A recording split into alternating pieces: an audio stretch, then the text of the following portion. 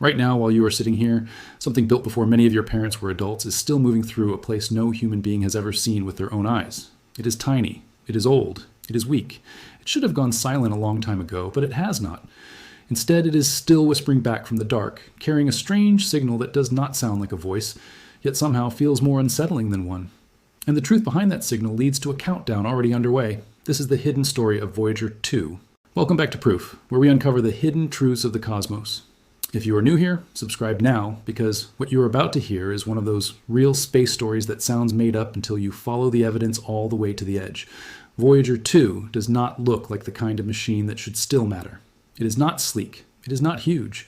It does not carry giant engines or glowing screens or anything that feels modern. It looks like a stubborn piece of old hardware covered in wires, rods, and dishes.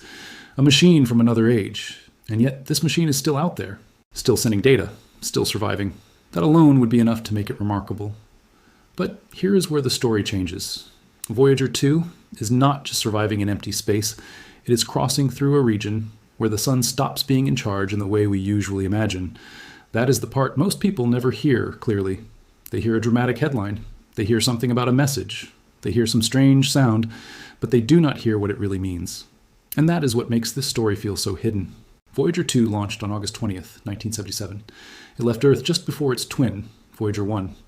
The strange part is that Voyager 2 launched first, but Voyager 1 took the faster path later and reached the deep frontier earlier. Even from the beginning, these missions were already a little counterintuitive. Back then, the goal was not to become a ghostly messenger from interstellar space. The plan was much more practical. Fly by the giant outer planets, take pictures, measure their magnetic fields and radiation, learn what could be learned while the spacecraft still had power, then accept the obvious ending. One day, it would go quiet. That was the plan. But space had other ideas.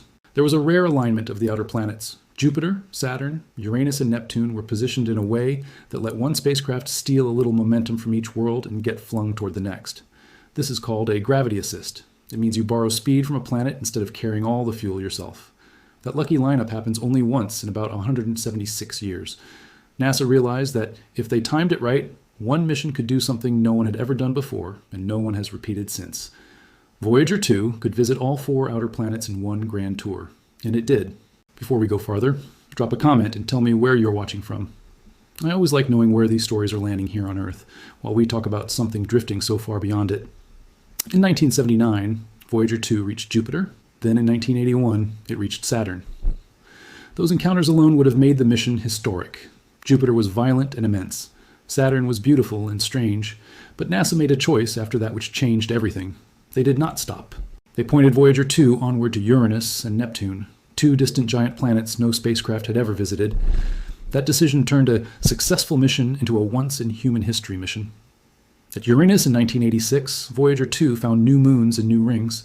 Uranus had always seemed distant and flat in telescope images, almost like a pale blue secret at the far edge of the family. But up close, it became a real place. Weird, tilted, quiet, and far more active than people expected. Then came Neptune in 1989, and then everything changed again.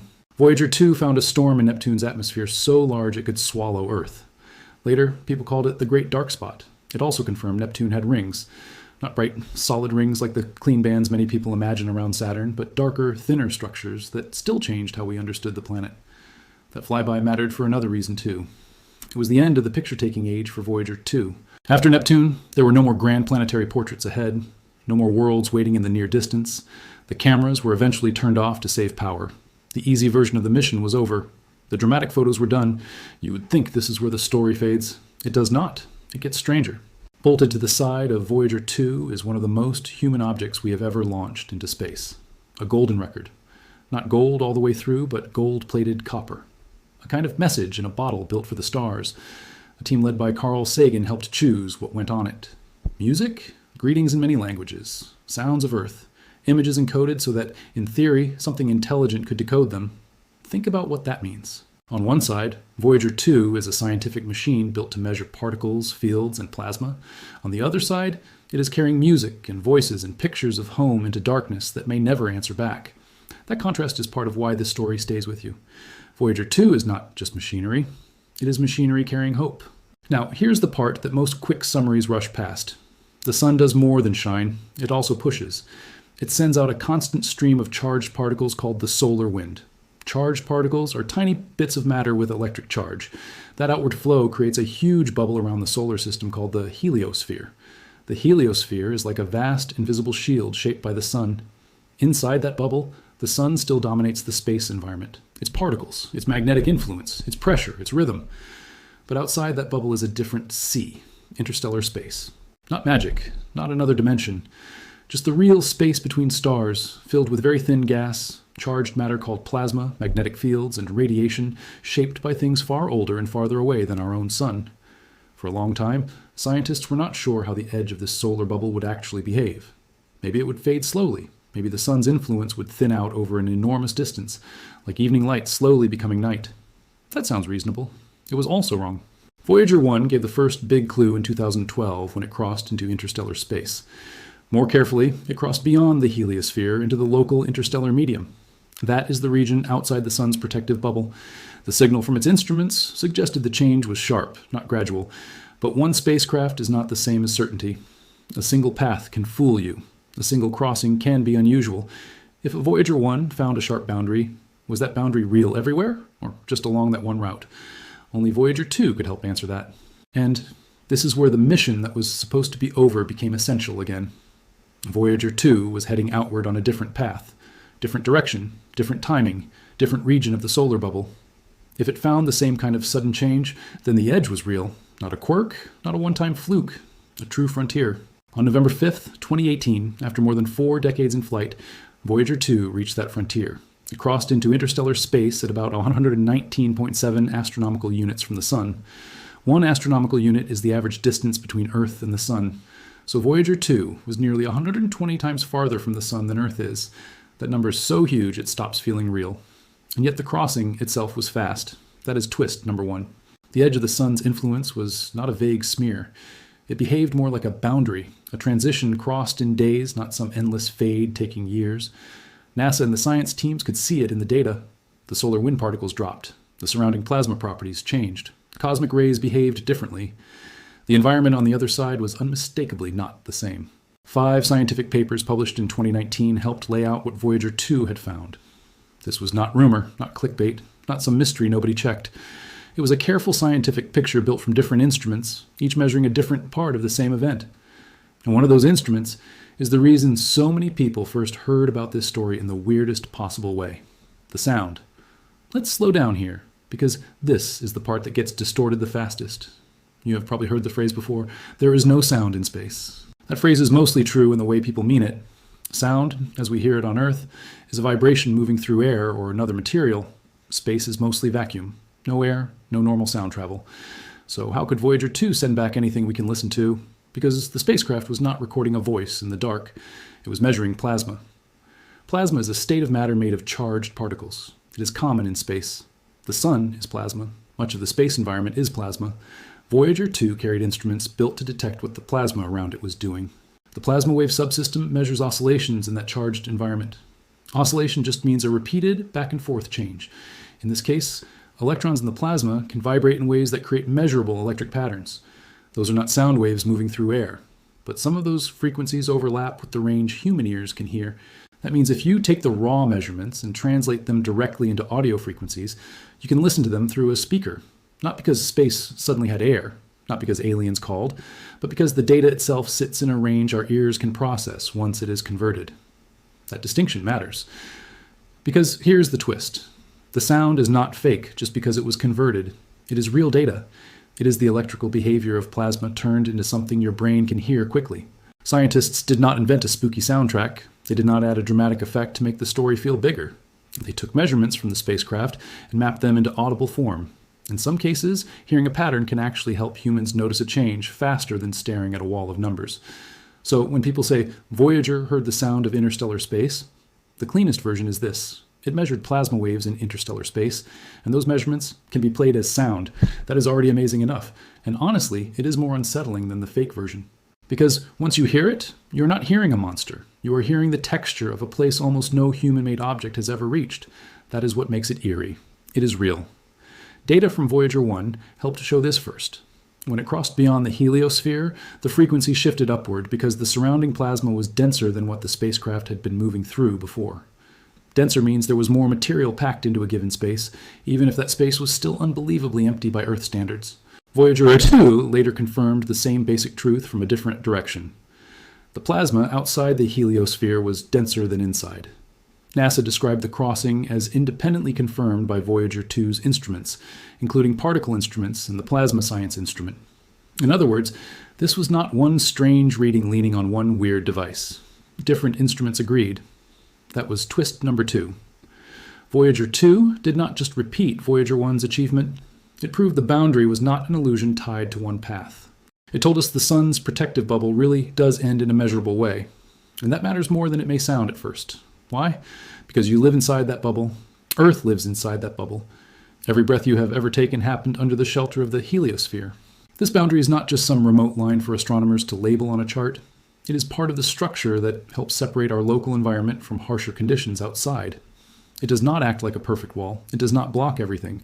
But it does matter. It shapes how cosmic radiation reaches the inner solar system. It changes the conditions around us. So when Voyager 2 tells us where that boundary is and how sharp it is and how the plasma behaves there, it is not just giving us trivia.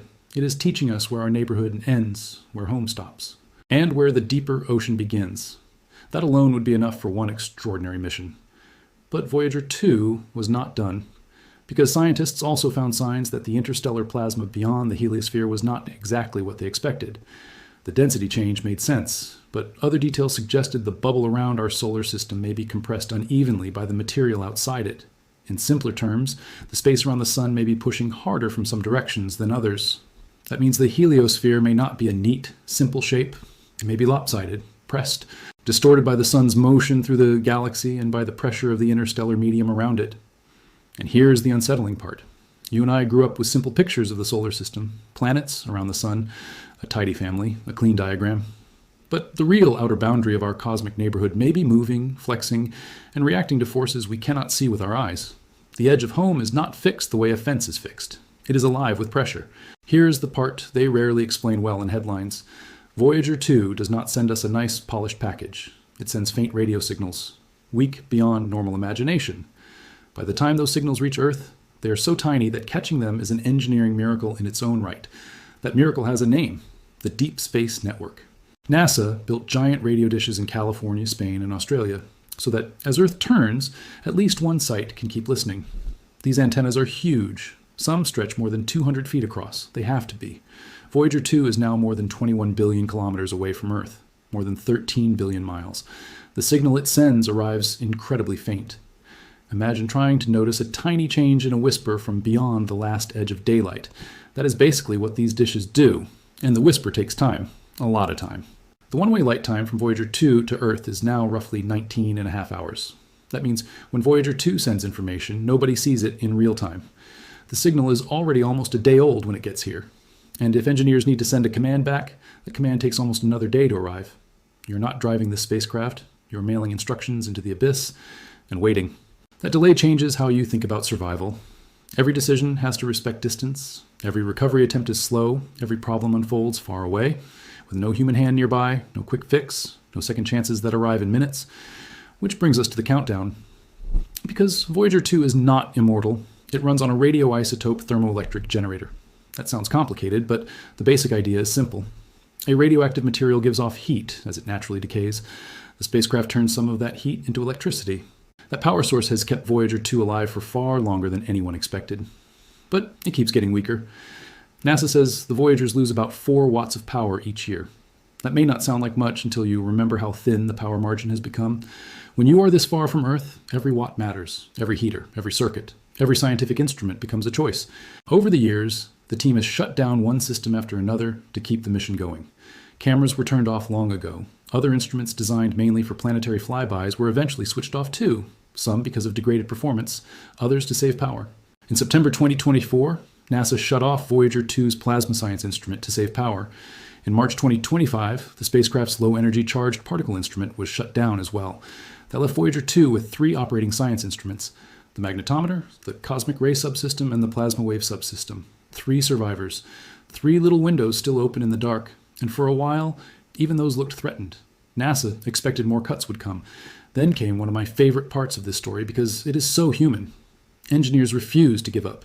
In 2026, they carried out a power-saving effort informally nicknamed the Big Bang. The name sounds dramatic, but the idea was practical. Turn off certain devices, switch to lower power alternatives where possible, rework how the spacecraft uses energy while keeping it warm enough to function. And it worked. NASA said the change freed enough power to keep Voyager 2's 3 remaining instruments operating for at least an extra year. Think about that. Not a brand new spacecraft, not a shiny rescue mission, just smart people squeezing one more year, maybe more, out of a machine launched in 1977. That is twist number 3. The mission is not ending because the people on Earth stopped caring. It is still alive because they kept finding ways to listen longer. If hidden stories like this are why you come here, subscribe now, because we are just getting started, and the universe is full of missions that are far stranger, more fragile, and more important than the headlines usually admit. There is something almost emotional about the way this mission now operates. Not sentimental in a silly way. More like watching an old lighthouse still hold its beam through weather it was never meant to survive. Voyager 2 was built for a much shorter future. Yet here it is, still doing science in a place that no replacement mission is currently out there sampling. That matters. Because if Voyager 2 falls silent tomorrow, a unique stream of information ends with it. There is no second active spacecraft taking its exact place. No fleet. No backup parked just beyond the heliosphere. That should make you pause. For all our technology, for all our talk about the future, for all our confidence, one of humanity's most important active listeners in deep space is a machine designed in the 1970s. And that tells you something about how hard this is. It also tells you something about how much farther our curiosity can go than our comfort. Voyager 2 has already survived long enough to outlive many of the people who helped build it. Some of the engineers and scientists who sent it on its way never lived to see it reach interstellar space. That fact changes the story too. This is not just a mission. It is a relay across generations. One team launches, another team maintains, another team interprets the data, and all the while the spacecraft keeps drifting deeper into a region where no human can follow. That is why the golden record comes back into the story in such a haunting way. When Voyager 2 finally goes silent, it will not explode, it will not stop existing, it will simply stop talking. The radio signal will weaken until Earth can no longer pull it out of the background noise. Then the science will end, but the spacecraft will keep moving, still carrying those greetings, still carrying those sounds, still carrying those images of Earth, a record of whales and wind and music and human language, sailing onward long after the final engineering command is forgotten. There is no destination waiting with certainty, no planned star system rendezvous. Almost certainly nothing will ever find it. And yet we send it anyway. That says something profound about us. We are a species that builds practical machines, then quietly hides poetry on their sides. But let's return to that sound, because it deserves one more clear look. When people hear the word decoded, they imagine a secret message finally unlocked. That is not what happened. Voyager 2 did not send a hidden sentence. Scientists did not crack a buried warning from outside the solar system. They translated plasma measurements into audio. The reason that matters is trust. Real science usually sounds less dramatic than fiction at first. It arrives with careful language. It names the instruments. It explains uncertainty. It gives you the plain mechanism instead of the loudest fantasy.